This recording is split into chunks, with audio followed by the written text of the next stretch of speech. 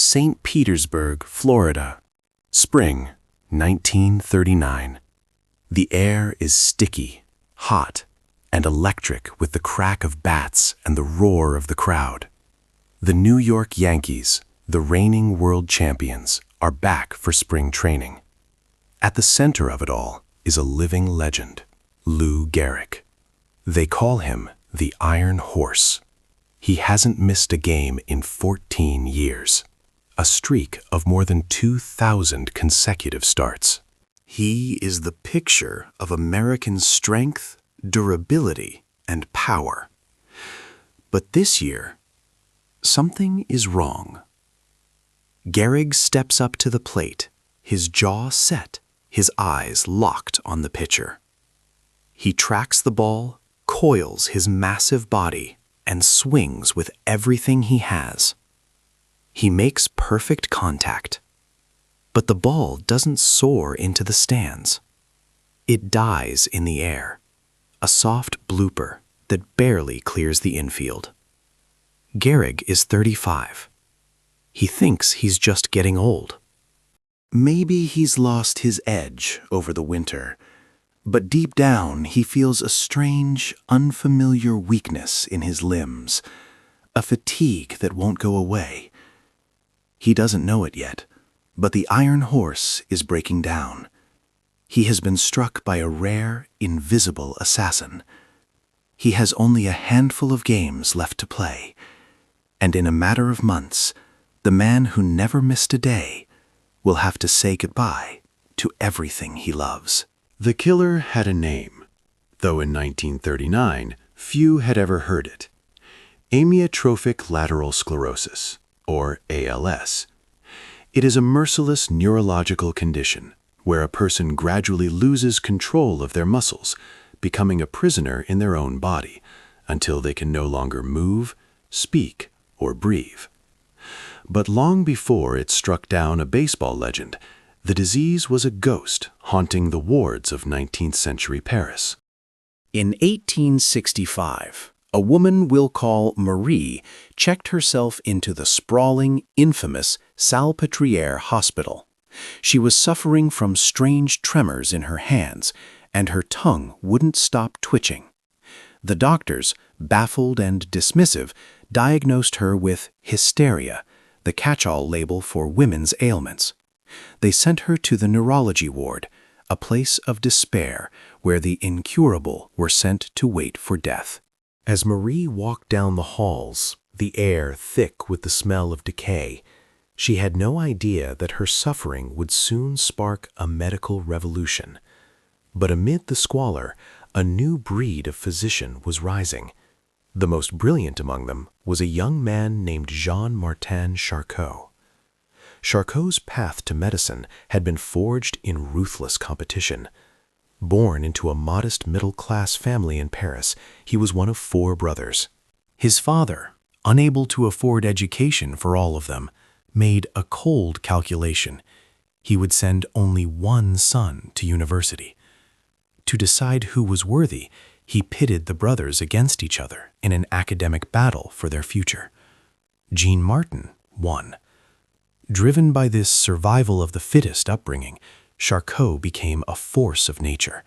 He mastered 4 languages, devoured medical texts, and focused his sharp mind on pathology, the study of disease itself. In 1848, he accepted an internship at the Salpêtrière. It was a terrifying place. Originally built as a gunpowder factory, it had been converted into a massive prison hospice for women. Thousands of patients slept on straw mattresses in overcrowded, filthy wards. It was a warehouse for the unwanted. Charcot, staring into this abyss of suffering, gave it a name that would stick forever: that grand asylum of human misery. In the wards, Charcot noticed a peculiar, unnamed affliction. Patients would jerk and spasm uncontrollably, their muscles wasting away until they were completely immobile. No one knew why. Charcot realized that to solve the mystery, he needed a new way of looking at disease. He developed a revolutionary system, the anatomo-clinical method. It was a two-part process of relentless scrutiny. First, while the patient was alive, Charcot would become an obsessive biographer of their illness. He didn't just list symptoms. He recorded every twitch, every tremor, every minute detail of their decline. Then came the second grim part. When the patient died, Charcot would perform a meticulous autopsy. He would hunt through their organs and nerves, looking for the physical damage that matched the symptoms he had recorded in life. He was connecting the ghost in the machine to the broken gears inside. In 1862, at age 37, Charcot returned to the Salpêtrière, this time as chief physician. The conditions were apocalyptic. 5,000 patients were crammed into the facility, cared for by a skeleton crew of just 7 doctors and 1 surgeon. The mortality rate was a staggering 17%. But Charcot was undeterred. He looked at the thousands of women labeled with the lazy diagnosis of hysteria, a catch-all term for everything from anxiety to paralysis, and he refused to accept it. He knew that hysteria was a mask hiding dozens of distinct, real diseases, and he was determined to peel it off. Charcot rejected the standard practice of the time. While other doctors rushed through the wards, spending mere seconds at each bedside, Charcot brought his patients into his private office. He turned observation into an art form. He documented everything. He saw women who struggled to lift even the lightest objects, their muscles failing them completely. He saw others who were trapped in a state of perpetual motion, their bodies twitching and jerking against their will. He distinguished between the fine tremor of one patient's hand and the rigid, robotic spurts of another's gait. Every tick, every weakness was a clue. He realized he was looking at a spectrum of diseases, not a single condition. But he also knew a tragic truth. These women were beyond saving. There were no treatments, no cures. The best he could offer them was his attention. His true work would begin only after they died. He would have to wait for them to succumb to their illnesses, knowing that only the autopsy blade could reveal the secrets hidden deep within their flesh. In 1865, one patient captured Charcot's attention like no other. Her name was Marie. When he met her, she had lost almost all function in her limbs. Her muscles had wasted away, locked into permanent, painful contractures that curled her fingers and froze her joints. It looked like the result of years of neglect, but Marie insisted it had started gradually, a creeping weakness that slowly stole her ability to walk. But the most striking thing about Marie was her mind. Unlike the hysterical patients who spoke in riddles or hallucinations, Marie was lucid. She was sharp. She could hold a perfectly coherent conversation, even as her body withered into a prison. This disconnect between a failing body and a pristine mind fascinated Charcot. He made her a regular subject of study. He even used a cutting-edge technology, photography, to document the cruel progression of her disease, capturing the slow, inevitable twisting of her limbs for future generations to study. Charcot waited, and Marie suffered. Eventually, the weakness reached her throat. She couldn't swallow.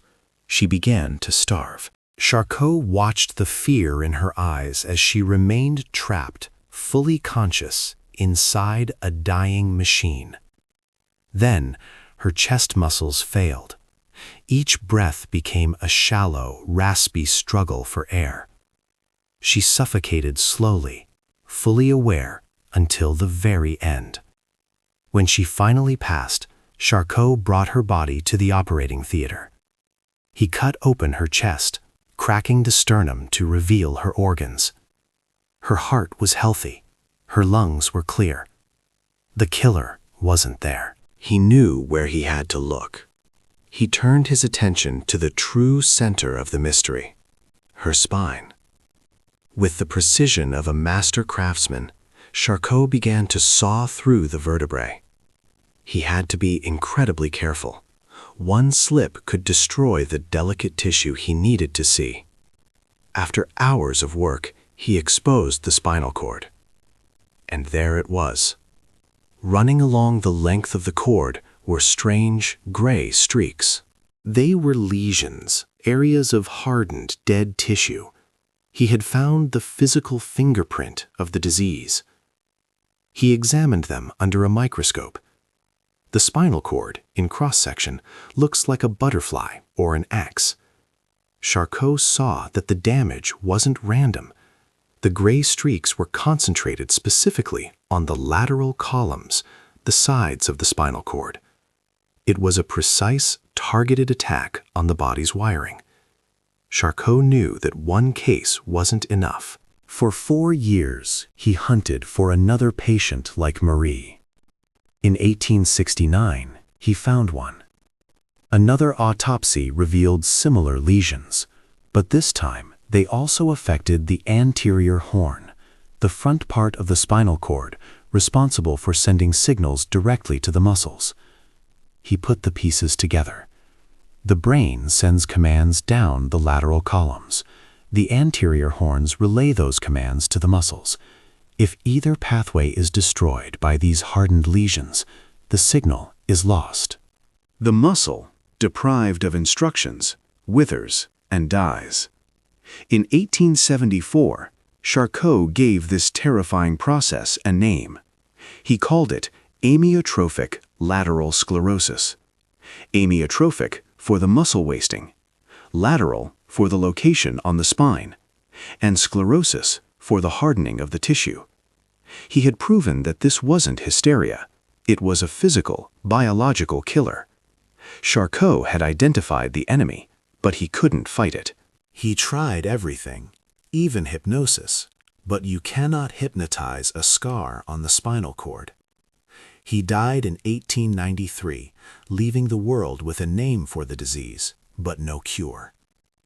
For decades, ALS remained an obscure medical curiosity. Doctors could diagnose it, predicting the slow paralysis, the uncontrollable laughter or crying, the eventual suffocation, but they could do nothing to stop it. The public ignored it, but the disease was waiting for a spotlight. In the spring of 1939, it would step out of the shadows of the French asylum and onto the sunlit grass of an American baseball stadium. It was about to claim a hero. The 1939 season began, and Gehrig's nightmare continued. The power that had earned him a place in Murderer's Row was gone. The New York press, usually his champions, began to whisper that the Iron Horse was rusting. Even his teammates watched in silence as he stumbled on routine plays, his feet heavy, his hands slow. On April 30th, against the Washington Senators, Gehrig went hitless. It was the final straw. He refused to let the fans watch him fade away. On May 2nd, he walked into the dugout and approached his manager, Joe McCarthy. With a heavy heart, he said the words that no one expected to hear. "I'm benching myself." After 2,130 consecutive games, a record that stood for decades, Lou Gehrig sat down. The streak was over. But sitting down didn't stop the tremors. His wife, Eleanor, terrified by his rapid decline, called the Mayo Clinic. On June 13th, they flew to Minnesota. There, Dr. Paul O'Leary examined the legend. He saw the twitching muscles. He tested the reflexes. And he recognized the ghost of Charcot. After a week of grueling tests to rule out every other possibility, the verdict was delivered on June 19th. Gehrig's 36th birthday. It was ALS. The prognosis was a death sentence. O'Leary told him he had perhaps 3 years to live, and that the end would be paralysis and suffocation. There was no cure. And most crushing of all, he told Gehrig he could never play baseball again. A single line drive could kill him. Gehrig left the clinic in quiet despair. A young man told he was already dead. On July 4th, 1939, Yankee Stadium was packed, but the mood was somber. Lou Gehrig, weak and trembling, walked to the microphone. He didn't speak of tragedy. He didn't speak of fear. He looked out at the sea of faces and delivered the most famous lines in sports history. "Fans, for the past 2 weeks you have been reading about the bad break I got. Yet today, I consider myself the luckiest man on the face of the earth." 2 years later, he was gone. But his death gave the disease a new name and a new visibility. Lou Gehrig's disease was no longer an obscure medical footnote. The race for a cure had begun. But it would be a long, slow race. And for the next great mind to be struck by the illness, survival would require a miracle. That miracle arrived in the form of a young, awkward student in England. Winter, 1962. A frozen lake in St. Albans. Stephen Hawking is 20 years old, brilliant, with his whole life ahead of him at Cambridge University. He is skating with his mother, enjoying the Christmas break. But something is wrong. Lately, he has been clumsy, dropping books, slurring words, and now, on the ice, he hits a small divot and goes flying. It should have been a simple fall, but as his mother watches from the bank, Stephen struggles to get up. His limbs shake violently. Every time he tries to stand, his legs buckle.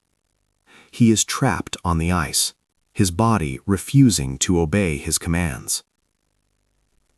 Weeks later, after a barrage of tests, the doctors deliver the verdict.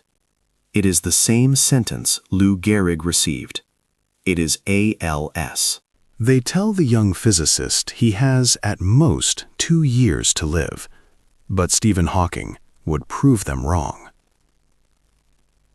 At 21, Stephen Hawking felt his life was over before it had begun. The diagnosis of a degenerative neurological condition was a death sentence. Why finish his PhD if he was going to die before he could publish it? He spiraled into depression. He drank heavily.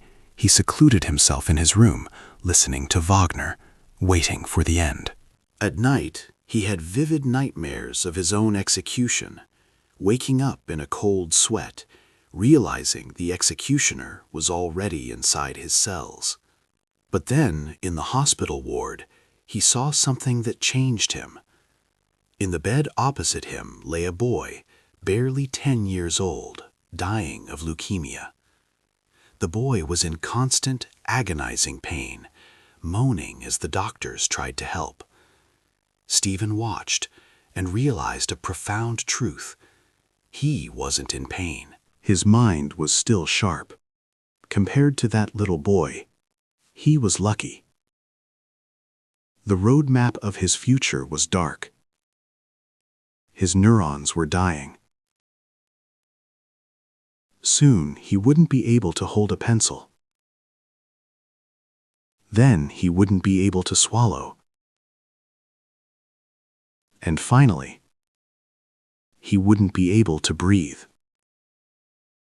But Stephen made a choice. He would not just wait to die.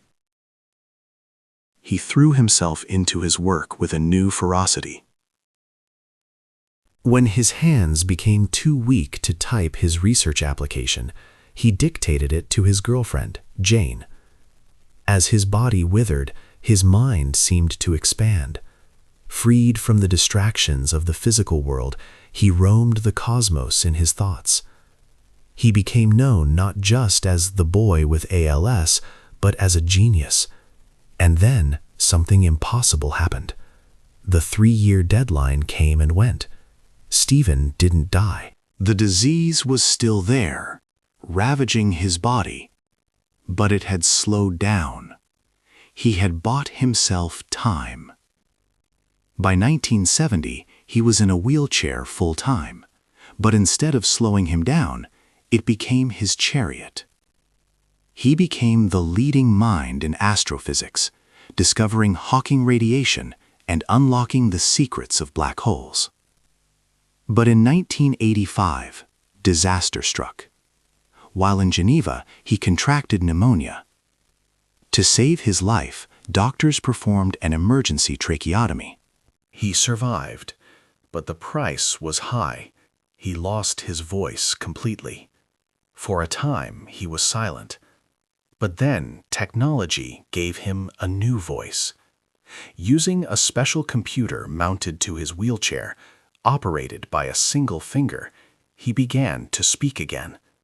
The robotic, synthesized voice became his signature. It was the sound of pure intellect, unmoored from the broken body that contained it.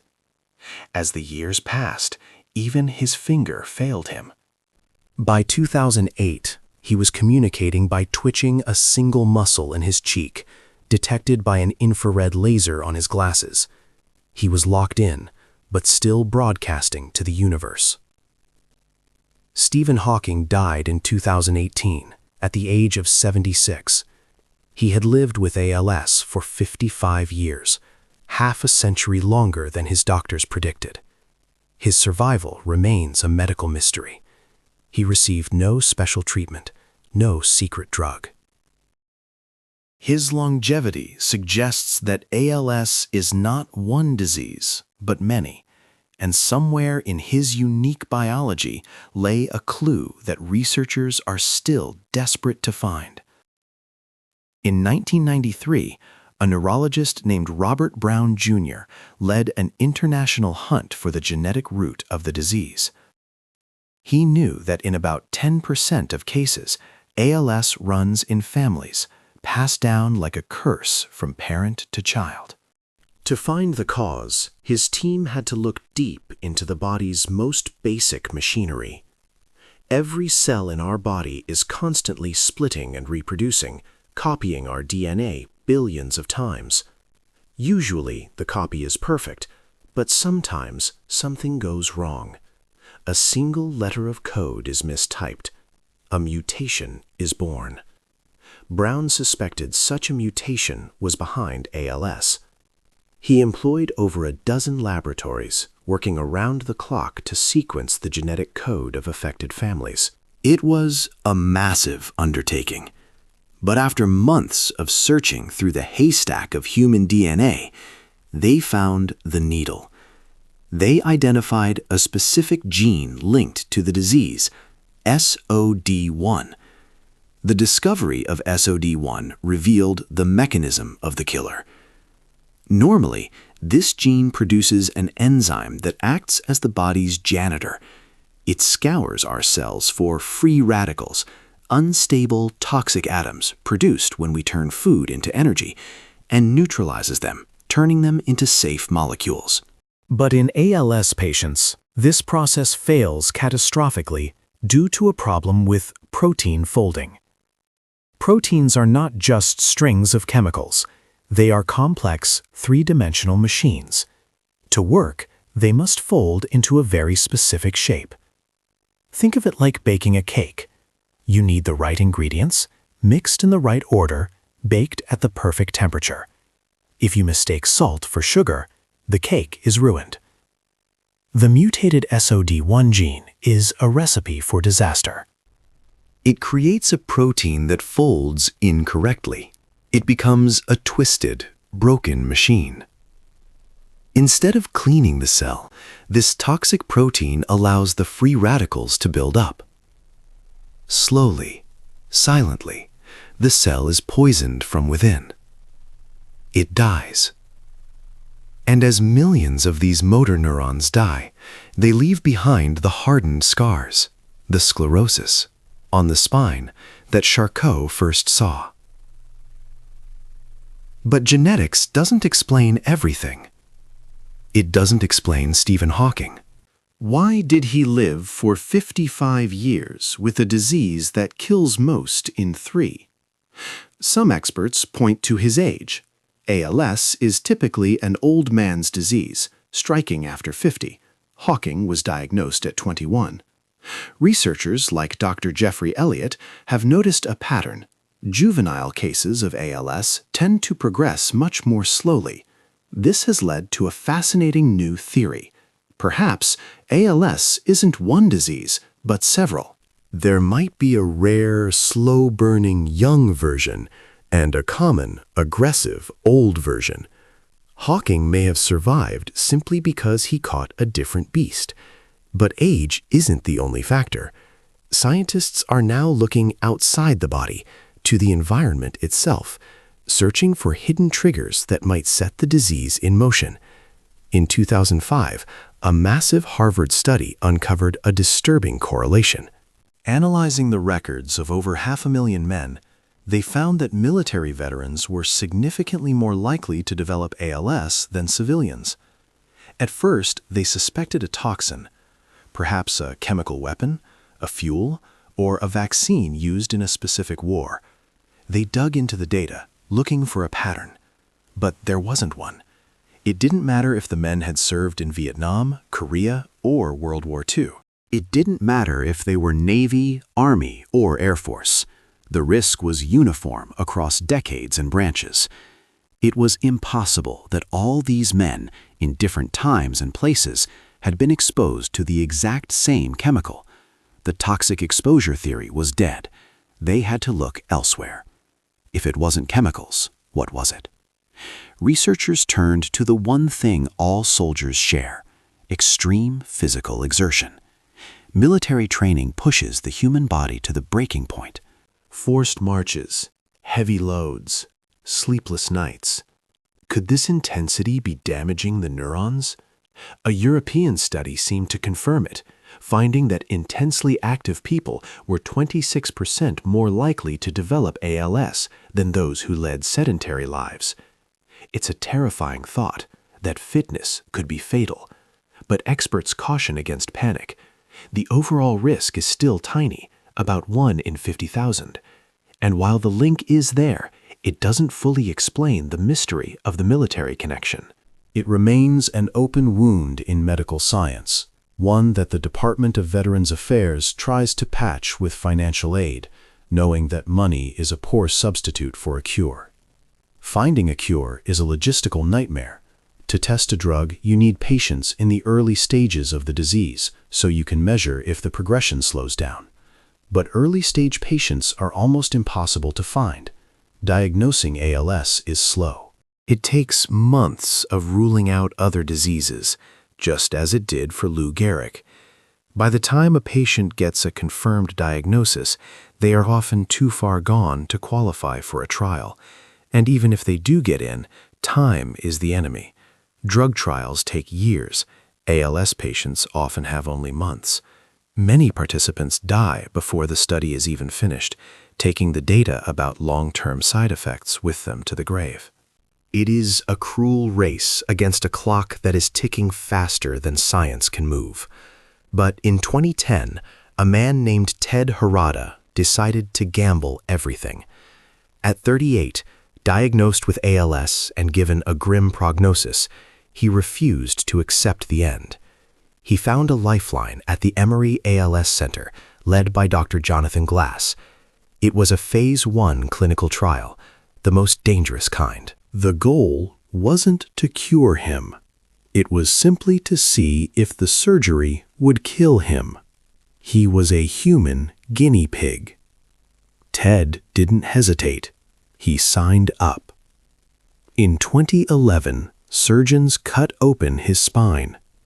They bypassed the blood-brain barrier and injected millions of neural stem cells directly into the gray matter of his spinal cord, right next to the lesions that were killing him. The theory was bold. Stem cells are the body's blank slate. They can become anything. The hope was that these new cells would surround the dying neurons, nursing them back to health, or perhaps even replacing them entirely. Ted woke up. The surgery hadn't killed him. That was the first victory. But in the weeks that followed, something impossible happened.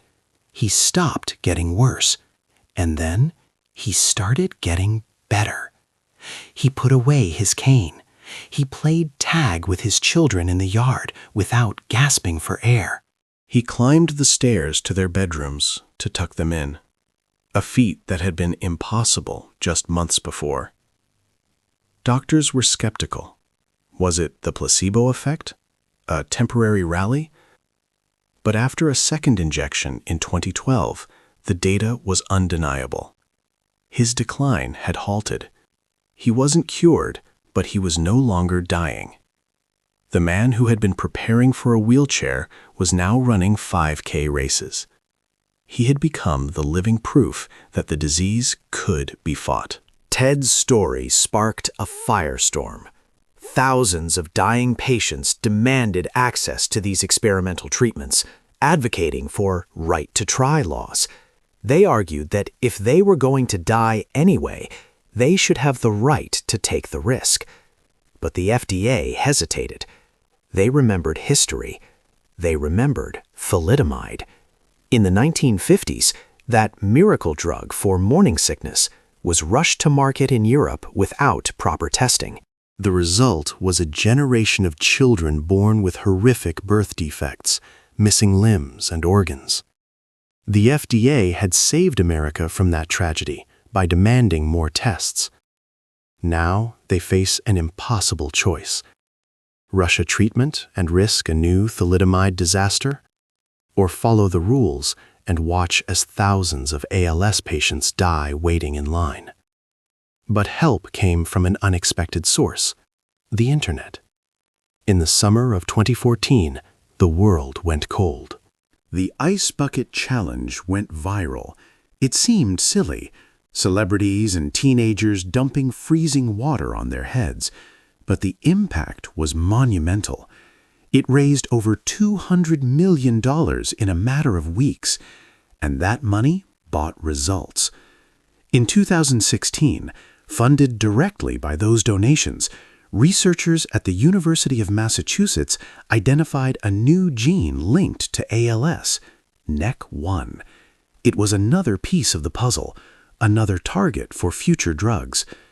We don't have the cure yet. But for the first time since Charcot saw those gray lesions in a Paris morgue, we are winning battles. The hope is that one day ALS won't be a death sentence. It will be a chronic condition, a life lived fully, just like Stephen Hawking's.